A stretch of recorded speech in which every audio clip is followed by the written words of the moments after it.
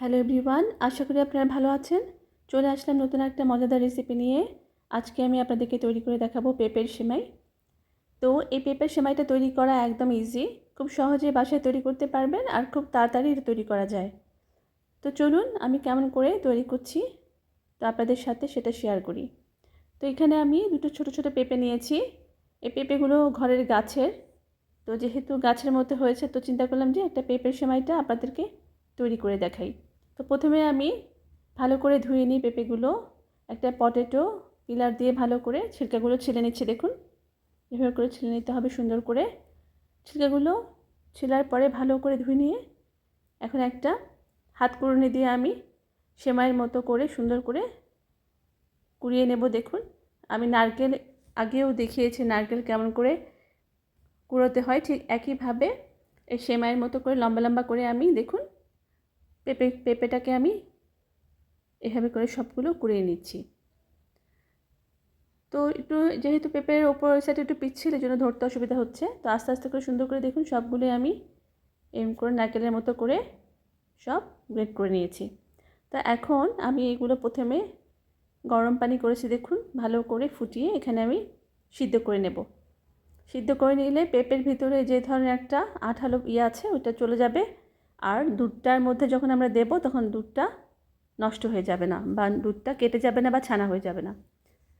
তো দেখুন যে কষটস আছে সব বের হয়ে গেছে। এখন ভালো করে ছেঁকে নিতে হবে স্ট্রেনারে নিয়ে। এই যেরকম করে আমি দেখুন সব পানিগুলো ভালো করে একদম ফেলে দিয়েছি। আমি পরে হাত দিয়ে চিপেও নিয়েছি ভালো করে।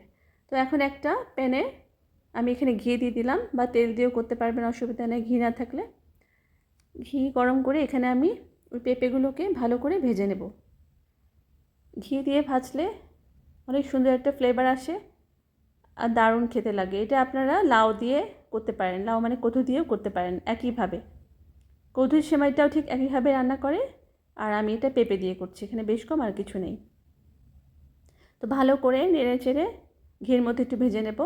এখানে আমি 1 কেজি দুধ জাল দিয়ে নিয়েছি। দেখুন দুধটা শুকিয়ে প্রায় আধা কেজি পরিমাণ চলে এসছে। এখানে আমি 2টা এলাচি, দারচিনি, তেজপাতা দিয়ে দিলাম ফ্লেভারের জন্য।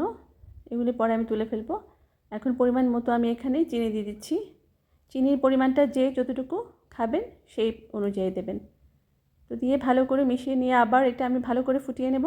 দুধটা সব কিছু মিক্সড হয়ে যাওয়ার পরে দেখুন যখন এখানে ফুটে বলক আসবে তখন আমি এখানে ভাজা পেঁপেগুলো দিয়ে দিলাম। দিয়ে সুন্দর করে নেড়েচে দুধটা এমনিতে ঘন হয়ে এসছে। আপনারা চাইলে এখানে আরও গুঁড়ো দুধও অ্যাড করতে পারেন, আরও যদি বেশি মজা করতে চান। আমার এখানে যথেষ্ট ঘন হয়ে গেছে দুধটা, আমি আর গুঁড়ো দুধ অ্যাড করিনি। তো এখানে আমি এখন অ্যাড করব নারকেল।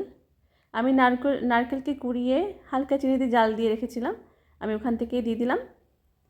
আর আপনারা চাইলে এখানে কাঁচা নারকেলটাও ব্যবহার করতে পারবেন, দিয়ে জাল দিতে হবে। কাঁচা নারকেল যদি শুধু কাঁচা দিয়েও খেতে পারেন ছিটিয়ে ওপরে, আর যদি একদম কাঁচা রাখতে না চান তো এখানে দিয়ে নারকেলটা সহ এরকম জাল দিয়ে দেবেন।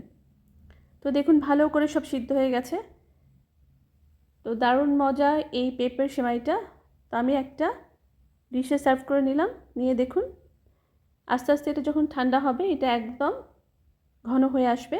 তো উপরে আমি কাজু বাদাম এবং কিশমিশ দিয়ে দিলাম ডেকোরেশনের জন্য। এটা এখন অনেক গরম, এটা যখন ঠান্ডা হবে এটা খেতে আরও অনেক বেশি ভালো লাগবে। তো আশা করি রেসিপিটা আপনাদের সবার ভালো লাগবে। তো ভালো লাগলে অবশ্যই আপনারা বাসায় একবার হলেও ট্রাই করবেন। তো আপনারা ভালো থাকবেন, সুস্থ থাকবেন। আল্লাহ হাফেজ।